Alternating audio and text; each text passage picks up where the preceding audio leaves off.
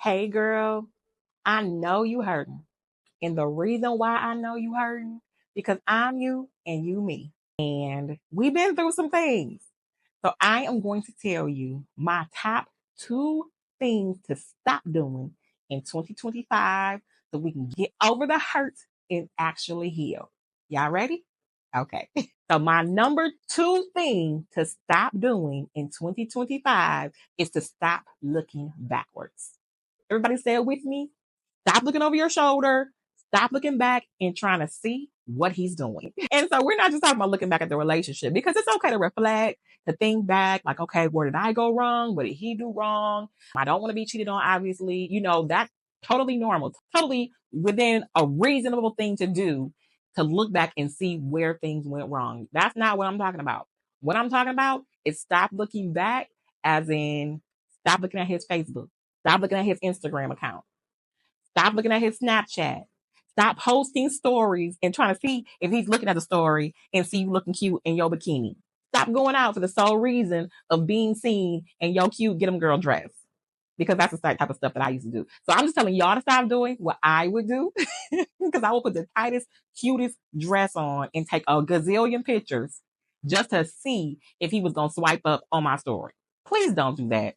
Please stop looking backwards because all you're doing is hurting yourself. Don't call his mama. Don't call his auntie. Don't wish his cousin a happy birthday. Stop checking them pages because you are going to hurt you. And what you're seeing might not even be real anyways. He might be doing the same thing you are, is trying to be seen, but you are hurting yourself. And your main goal in this season is to feel good, feel better, and to overcome so you can get past the hurt and get past the pain and make wiser choices in the future.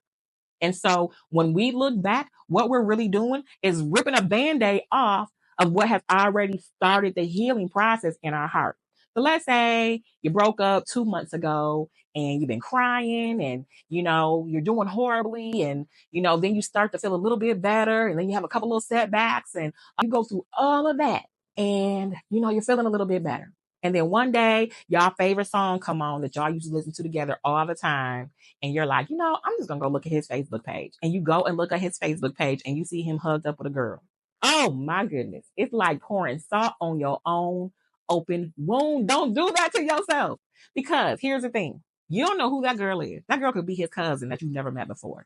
That girl could be some random girl that he saw on the street. He said, hey, shorty, come take a picture with me. It could be somebody that he went on a date with, but who's to say that they even like each other? And there's no reason for you to do that to yourself. You are hurting you when you look back. And what ends up happening is you get upset. Let me tell you what I do. Now, I'm not going to tell y'all about yourselves. I'm going to tell you about me. What I have done in the past is I've looked back. I've seen something that made me mad. I've seen something that I didn't like, and I will call him and tell him about himself and check him. And how dare you think that you're going to move on from me and you hurt me so bad?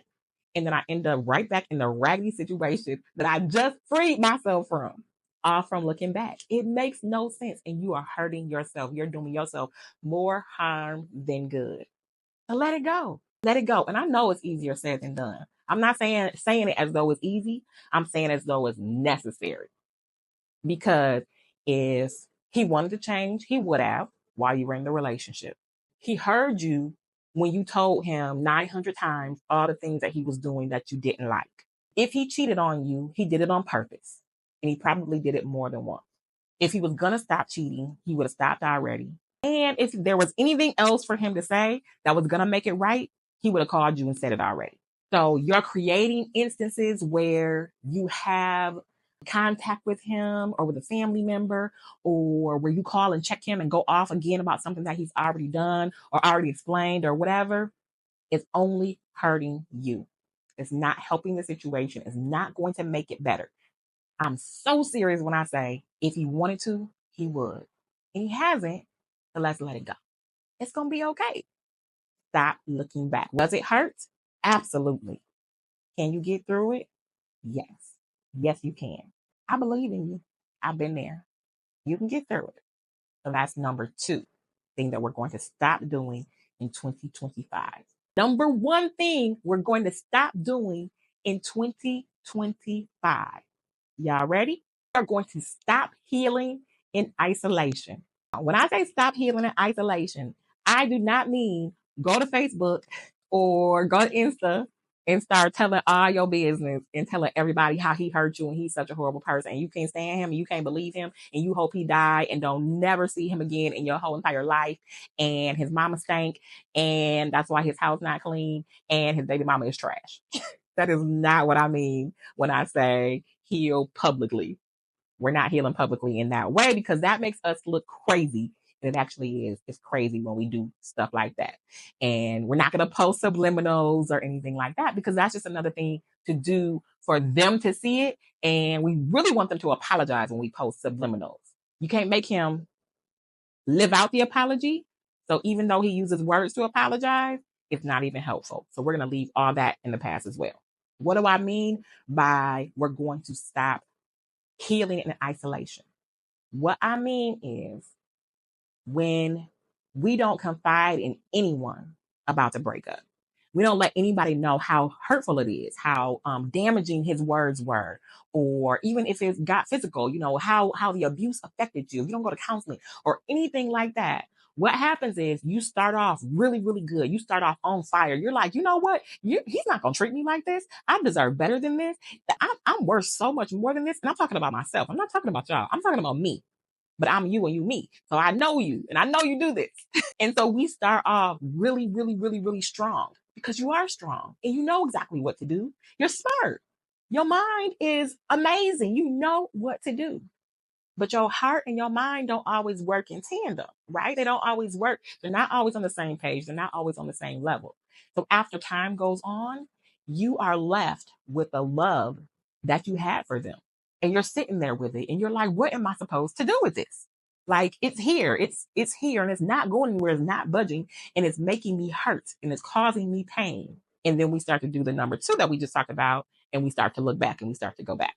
But we do it in an odd kind of way. We do it in a way that's abrasive and we're like angry with the person. And so we'll just call them and like, and I can't believe you did X, Y, and Z. And I can't believe you would do it with her.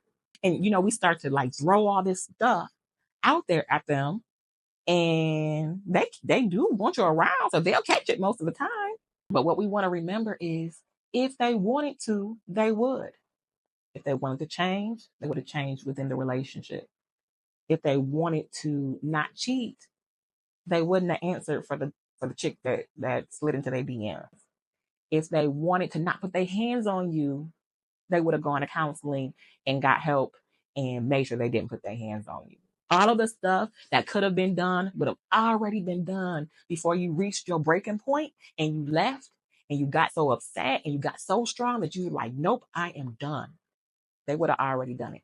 And sometimes we keep it to ourselves and keep all the hurt to ourselves. So that way, if we do go back, there's nobody to tell us, girl, don't do that. There's nobody to hold us accountable. So in 2025, we're going to have accountability partners. And it's not going to be the book. And it's not going to be Insta. It's going to be somebody that we trust, that has a proven track record of telling us good things and right things that actually do instead of the wrong things. You're not just going to confide in a girlfriend that's going to be like, yeah, girl, go back, go get you some. Because there's those moments where you're like, I just want to go. And we're not going to do that. We're going to confide in the person that's going to actually speak lies and speak truth about the situation. And tell actually what they did. Yes, they cheated 3 times and they called me a bitch and they're just not honest. But I love them and it hurts. Tell the truth. It's okay. We've all been there.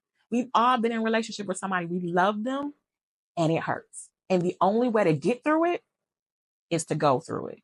So you might have to tell a friend, call me 4 times tomorrow because I feel like I'm going to go back.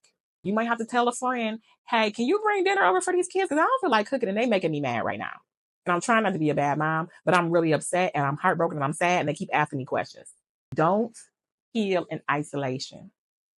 Because what happens is it'll fester. You'll be angry at first. Then you'll be sad.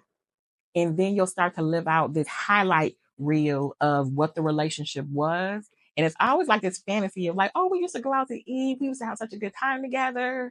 And most of the time it was good. And that was me always making a first good decision and not being able to stand on that decision because my emotions and my feelings got in the way, and I would circle back and I would hurt myself time after time after time. But we're not doing that in 2025, girl, because we're making good choices the first time around and we're sticking to the choice. And that brings me to my next point. I want to heal with you. Girl, let's heal together because you is me and I'm is you and I've overcome and I want you to overcome too. Let's gather together. Let's kick it. Let's talk. So go ahead and like, share, and subscribe. Tell me in the comments if any of this resonates with you, whether it's right now or before, something that you used to do, because moving forward, we're going to do better and we're going to be better. My name is Tiffany Dion. I am an author and I'm a motivational speaker, and I'm here to help you to heal because I'm tired of my sisters doing the same thing over and over and over and keeping in this same cycle of brokenness, hurting, and healing. We're not doing that no more.